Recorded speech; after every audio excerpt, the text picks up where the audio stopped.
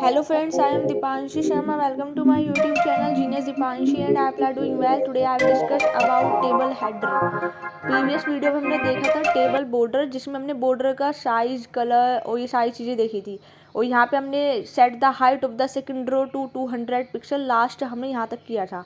तो आज हम देखेंगे टेबल हेडर को। ठीक है, तो हमने प्रीवियस वीडियो में जो कोड लिखा था, अभी हम इसमें सबसे पहले क्या करेंगे, सबसे पहले हम इसका टाइटल चेंज करके यहाँ पे लिख देंगे टेबल साइज की जगह पे यहाँ पे टेबल हेडर लिखेंगे। और ये जो हमने स्टाइलिंग करी थी ना, टेबल हेडर और टेबल डेटा के लिए, ये भी हम अभी के लिए रिमूव्ड कर देते हैं। और बॉडी टैग के अंदर हमने जो भी कंटेंट लिखा था उसको भी हटा करके और एक बार ब्राउज़र पे रिफ्रेश करके देखें तो अभी यहाँ पे कुछ भी नहीं शो होगा, क्योंकि हमने बॉडी के अंदर कोई भी कंटेंट लिखा नहीं हुआ और टाइटल चेंज हो जाएगा टेबल हेडर टेबल साइज से। तो ये यहाँ तक आपने कर लिया। अब इसके अंदर हम बॉडी टैग के अंदर यहाँ पे हम एक टेबल बनाएंगे और टेबल के अंदर हम टेबल को बनाने के लिए टेबल वो लिया जाता है और टेबल वो के अंदर टेबल हेडर और टेबल डेटा लिया जाता है। तो यहाँ पे टेबल हेडर में 3 यहाँ पे कॉलम्स के हेडर लेंगे, first name, last name and age. और यहाँ पे फिर हम सेकंड जो होगी उसमें हम डेटा डाल देंगे, सेकंड, थर्ड और फोर्थ रो में first name, last name and age जो भी आपको मतलब डालनी होगी इस तरीके से। तो हम आप यहाँ पे सबसे पहले ना एक टेबल ड्रॉ कर लीजिए जिसके अंदर आपके 3 कॉलम्स रहेंगे, first name, last name and age. हम आज यहाँ पे इस वीडियो में क्या देखने वाले हैं कि जो आपका टेबल हेडर है वो आप पर्टिकुलर कॉलम्स के लिए भी यूज़ कर सकते हो या फिर आप पर्टिकुलर रो के लिए भी आप डिफरेंट टेबल हेडर को बना सकते हो। तो वो बनेगा कैसे, ये मैं आज इस वीडियो में आपको बताने वाली हूँ। जैसे कि यहाँ पे हमने फर्स्ट जो आपका यहाँ पे डेटा मैंने रिसीव्ड करवाया है, जिल, first name, last name Smith and इसकी एज यहाँ पे मैंने दे दी 50। उसकी तरह से ईवी और यहाँ पे ईवी जैक्सन इसका लास्ट नेम और उसकी एज आप सपोज दे दो 94, 60 या जो भी आपको देनी है। ठीक है, और थर्ड आप यहाँ पे ले लेना जो नेम है जॉन, फर्स्ट नेम जॉन डोई, यहाँ पे उसका लास्ट नेम ले लेना, उसकी एज 60 दे देना। तो इस तरीके से आप यहाँ पे डेटा रिसीव कर लीजिए। और यहाँ पे टेबल का अगर मुझे बॉर्डर देना है तो उसके लिए आप स्टाइल टैग का यूज़ करेंगे तो ज़्यादा बेटर रहेगा। ठीक है, तो यहाँ पे टेबल, अब ये देखिए ये जो टेबल आई है ना, ये आपकी टेबल बन के आ गई। मैंने टेबल में बॉर्डर क्या ले लिया है, ब्लैक ले लिया है। बट आप यहाँ पे स्टाइलिंग ना करके इसको हेड टैग के अंदर स्टाइल टैग का यूज़ करके आप वहाँ पे करेंगे तो ज़्यादा ठीक रहेगा, क्योंकि हमें स्टाइलिंग करनी है table header and table data तीनों के लिए। तो यहाँ पे स्टाइल टैग यूज़ करके आप अब आपको बॉर्डर देना है, सपोज बॉर्डर का साइज, स्टाइल और यहाँ पे कलर देना है। तो बॉर्डर का ये आप तीनों चीज़ अप्लाई करना किस पे चाहते हो ये आपको दिखाना पड़ेगा। तो सपोज मुझे यहाँ पे करना है, आपने अगर डायरेक्टली यहाँ पे यूज़ कर लिया बॉर्डर तो यहाँ पे काम ही नहीं करेगा। आपको बताना पड़ेगा ना कि आप किस पर्टिकुलर एलिमेंट के लिए आप ये बॉर्डर प्रॉपर्टी अप्लाई करना चाह रहे हो। सपोज मुझे टेबल पे करनी है तो आपने लिखा है यहाँ पे बॉर्डर 1 पिक्सल सॉलिड और उसका कलर सपोज आपने दिया ब्लैक, और यहाँ पे बॉर्डर कोलैप्स में आपने सपोज दे दिया कोलैप्स। कोलैप्स का मतलब क्या है कि वो बॉर्डर आपका चिपक जाए, मतलब ऐसे जो अलग अलग दिख रहा था वो ऐसे नहीं दिखेगा, कोलैप्स हो जाएगा। ठीक है, तो अब ये इस तरीके से आ गया। ये सिर्फ आपने टेबल का बॉर्डर दिया है। अगर आप चाहते हो टेबल हेडर और टेबल डेटा का भी बॉर्डर देना है तो आपको टेबल में ही कोमा लगा के लिख देना है TH, TD। तो इससे क्या होगा कि वो table header and table data तीनों पे ही अप्लाई हो जाएगा। अभी वो अप्लाई नहीं हुआ है तो ये सब आपको करना पड़ेगा। 1 पिक्सल की जगह पर 2 पिक्सल ले लीजिए, 3 पिक्सल, जो जितना भी मोटा थिक आपको बॉर्डर चाहिए उसके अकॉर्डिंग। ठीक है, अब ये बॉर्डर की यहाँ पे बॉर्डर की विड्थ भी आप दे सकते हो। सपोज 100% अगर आपको देने तो आप टेबल में ही अप्लाई कर सकते हो। तो ये सब क्या है, बॉर्डर से रिलेटेड प्रॉपर्टीज़ है जो आप यूज़ कर सकते हो।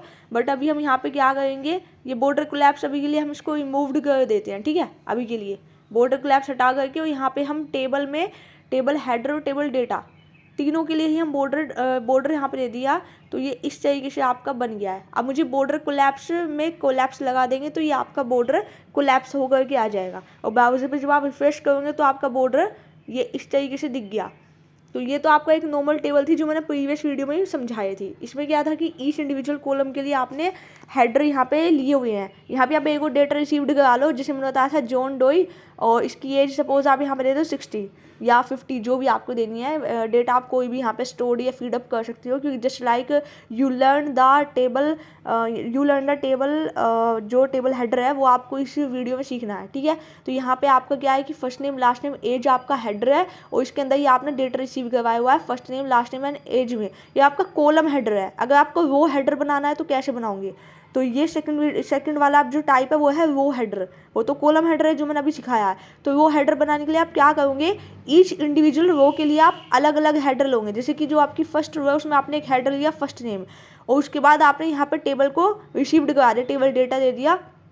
फर्स्ट नेम में आप सपोज आपने दे दिया यहाँ पे जिल, फिर सेकंड आपने दे दिया यहाँ पे ईवी, और थर्ड आपने सपोज यहाँ पे दे दिया जॉन।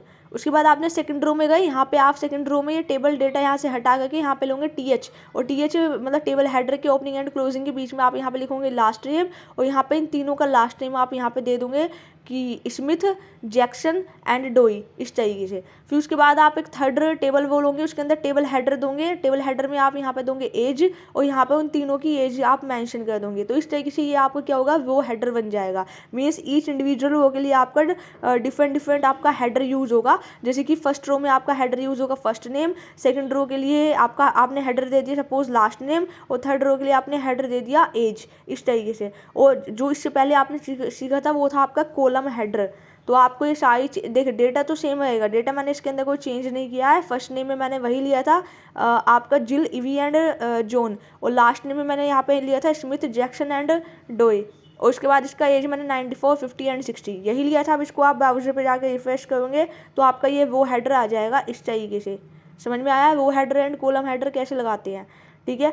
अब इसमें हम करेंगे क्या, अगर मुझे दो कॉलम को सपोज ज्वाइन करना है, दो कॉलम को ज्वाइन करके एक बनाना है, तो उसके लिए आप यूज़ करें तो कॉल स्पैन। तो अगर आप कॉल स्पैन 2 दे दोगे, इसका मतलब क्या है कि वो दो कॉलम को एक साइड ज्वाइन करके एक कॉलम बना देगा। तो ये भी हम कर सकते हैं। या फिर आपको टेबल हेडर का टेक्स्ट अलाइनमेंट चेंज करना हो, बाय डिफ़ॉल्ट तो वो सेंटर में होता है, लेकिन अगर आप लेफ्ट कर दोगे तो वो टेबल हेडर का जो कंटेंट है वो आपका लेफ्ट साइड में दिखेगा। तो ये चीज़ आपको समझ में आई। आप लेफ्ट राइट कुछ भी कर सकते हो, बाय डिफ़ॉल्ट सेंटर होता है टेबल हेडर का टेक्स्ट अलाइनमेंट।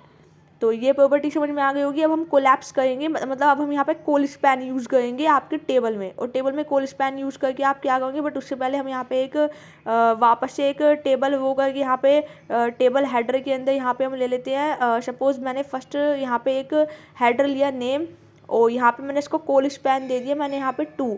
इसका मतलब क्या है, दो कॉलम्स को मर्ज करके ये एक हेडिंग बन जाएगी आपकी नेम, ठीक है। देन इसके बाद मैंने इसके अंदर सेकंड जो हेडिंग लिया वो मैंने यहाँ पे लिया एज। अब आप इस रो के बाहर आए और आपने यहाँ पे डेटा रिसीव्ड करवा दिया। आपने फर्स्ट यहाँ पे डेटा जो भी आपको देना है वो आप दे देना। जैसे मैंने फर्स्ट यहाँ पे डेटा दिया है जिल, और इसके बाद आपने नेक्स्ट यहाँ पे टी डी टैग का यूज़ करके यहाँ पे स्मिथ दिया, तो जिल स्मिथ। और आप फिर इसी तरीके से यहाँ पे दूसरा डेटा भी दे सकते हो। जैसे इसका एज आपने दे दिया 50, उसी तरीके से आप नेक्स्ट रो आपने बनाई, उसके अंदर आपने वापस डेटा दे दिया।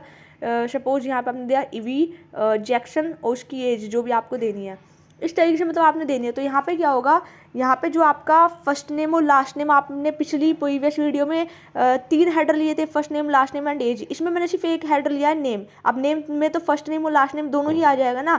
तो यहाँ पे मैंने जो है 3 डेटा रिसीव्ड करवाया, जिल स्मिथ एंड 50। तो जिल स्मिथ एक पूरा नेम है ना, तो यहाँ पे वो क्या करेगा, दो कॉलम को उसने मर्ज करके एक हेडिंग दे दी नेम।